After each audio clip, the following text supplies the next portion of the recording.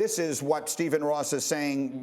It proved the allegations were false, malicious, and defamatory. Chris, go. Well, here's the thing. I mean, he's prioritizing losing games, and he's actively trying to recruit another head coach who's with another franchise. It's all serving to undermine Brian Flores in his attempt to try to have a successful team and be competitive at the highest level. And so that's why I think we have to stop trying to parse through the different allegations with the Miami Dolphins. We have to stop trying to separate the tanking from the tampering, because they both serve to undermine the integrity of the game and to undermine Brian Flores. And it speaks to why Brian Flores felt the need to have a class action lawsuit and talking about the inequitable opportunities that minorities have in the National Football League. But Greeny, just to take it a step further, if you're talking about an owner who's openly speaking to club employees about prioritizing draft picks over winning games, that amounts to fraud.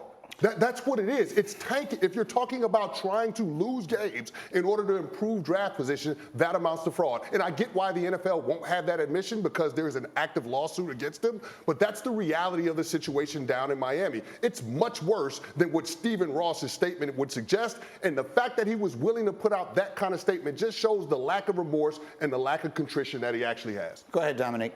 Yeah, if we're going to be completely clear about this, you can't separate any of these allegations from each other. They're connected, and the racial component is connected also. It's something that we've complained about before, is that when you bring in a black coach, it's for these black jobs, where they brought him in immediately planning to sabotage his first and only opportunity. And we know how infrequently black coaches get a second opportunity to immediately sabotage that and be talking to another coach on the other end of that. And for all of that, connected with impacting three teams, impacting the players on your team, impacting Brian Flores in his record going forward, he gets a first-round pick and $1.5 million.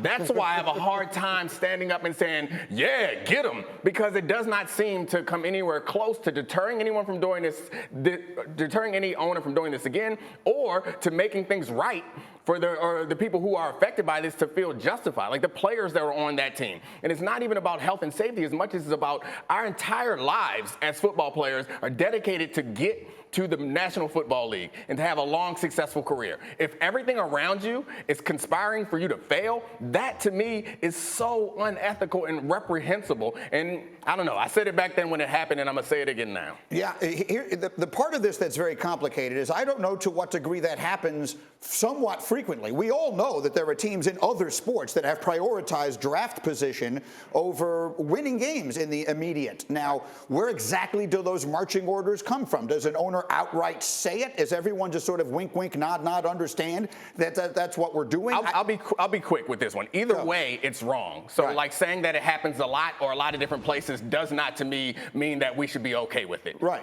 No, I understand. But my point is, if you investigated a lot of other circumstances, the Chicago Cubs in the early when they were breaking everything down to build it back up again, and the Houston Astros and NBA teams that have benched players who were playing well in games because they wanted more ping pong balls. Football is the one sport where we don't have that, and it's not a coincidence that it's the most popular sport in the country. It's the one sport that most people bet on as well. That's true. No, all that is fair. Look, all this stuff sort of goes into the pot here. Diana, what else? Well, I feel like we could continue having such a really good conversation about what the reality of the league is. And you know, a lot of us that have been around it, we know what happens, and we know that there's tampering. And we know that agents are talking to head coaches constantly and GMs about different players around the league. So the Tom Brady element of this, I'm not shocked by this at all. The Sean Payton thing, you know, again, getting himself back in trouble with the league, not a good look for him. You know, he wants to come back and coach. We know this. We've talked about this before. He's not done coaching in the NFL. I don't know how this is going to have an effect on him when he does decide to return. But then, of course, we have the football layer of this, of what does this mean for Tua now? Now that they lost that draft pick for next year, the pressure is certainly on him. Absolutely. Dan, I got just a couple. I'm so sorry. I have a couple of seconds. Go.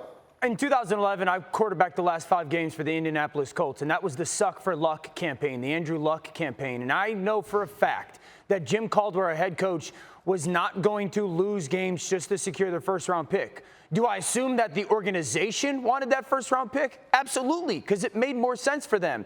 I think the thing, Dom, is this. The NFL cannot fine the Dolphins for findings that they will publicly not say that they found. You know what I'm saying? Like, they're fining for the tampering, not the tanking. And we know reality. Thank you for watching ESPN on YouTube. For live streaming sports and premium content, subscribe to ESPN+.